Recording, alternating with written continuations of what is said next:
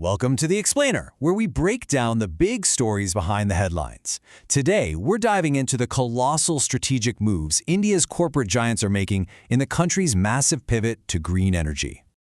All right, let's just jump right in with a number that is, well, it's pretty staggering.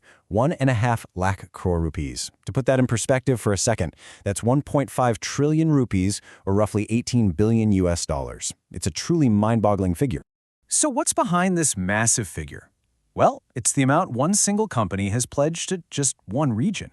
And it tells a really powerful story about India's green ambitions, corporate strategy, and frankly, what nation building looks like in the 21st century. So, the company we're talking about is the Adani Group, and they're pouring all this capital into the Kutch region of Gujarat over the next 5 years. But look, this isn't just some simple investment, it's a huge bet on transforming an entire region. And at the absolute heart of this whole plan is the Khavda Renewable Energy Park. And get this, it's set to be the world's largest. I mean, we're talking about a project so vast, it's literally visible from space.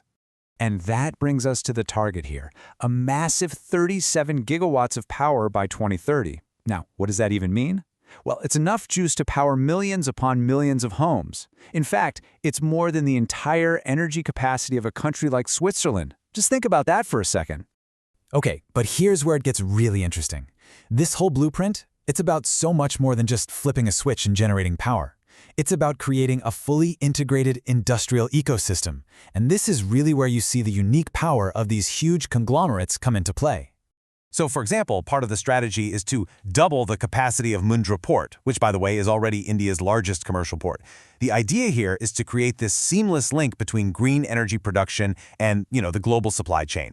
Right, and this slide just lays it all out. We're talking about putting India's largest copper smelter, a coal to PVC complex, a solar manufacturing hub, and a massive logistics gateway all in the same place.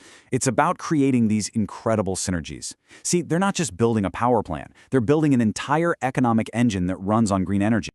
So you gotta ask, why make such a massive, colossal bet?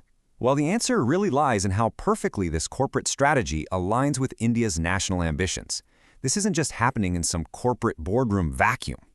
I mean, listen to this quote from Karan Adani. He says, "Every one of these investments aligns with India's national priorities." He's talking about jobs, competitiveness, sustainability, the whole shebang.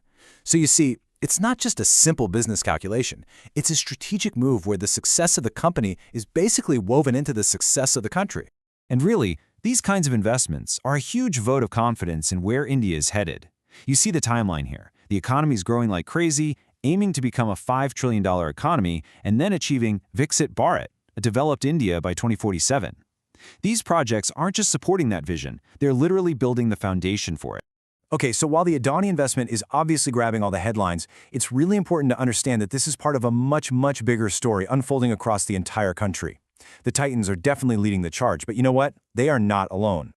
Yeah, what we're witnessing is nothing short of a green gold rush. You've got a whole wave of other companies jumping in, tapping the public markets with IPOs to fund their own renewable energy plans.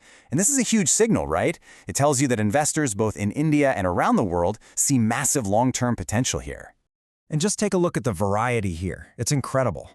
You've got established public sector companies like NLC India spinning off renewable arms, solar manufacturers like Vikram Solar scaling up, and energy solution providers like CleanMax, all raising serious capital. It's this really dynamic, diverse ecosystem that's all pushing in the same direction.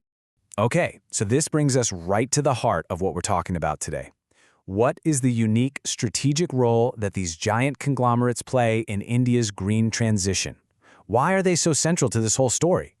Well, here's the bottom line. These conglomerates can do things that other players just can't. They've got the unmatched capital for these huge, long-term investments. They can operate at an unprecedented scale, building those entire ecosystems we talked about.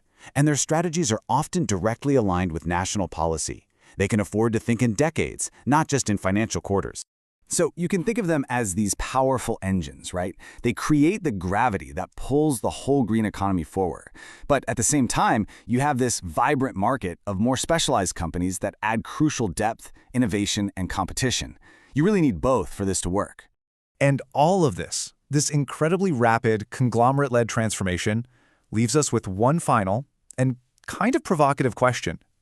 As these titans race to build a green India, With so much capital and scale concentrated in the hands of just a few, who ultimately benefits the most from this massive shift?